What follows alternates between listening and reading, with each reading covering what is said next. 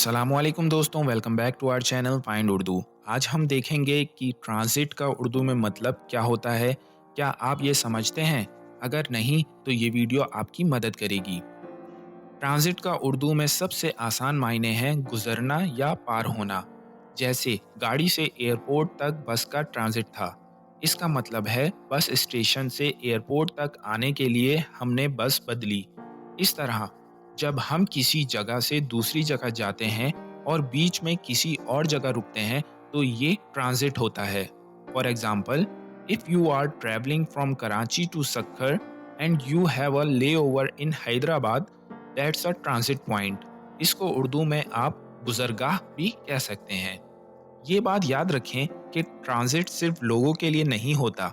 जब कोई पार्सल या सामान एक जगह से दूसरी जगह जाता है और बीच में किसी गोदाम या वेयर हाउस में रख दिया जाता है तो ये भी ट्रांजिट होता है। इसलिए ट्रांजिट हमारी ज़िंदगी में हर जगह मौजूद है। तो अब आपको ट्रांजिट का उर्दू में मतलब और इस्तेमाल समझ आ गया होगा। अगर आपको ये वीडियो हेल्पफुल लगी तो लाइक और सब्सक्राइब ज़रूर करें। शुक्रिया।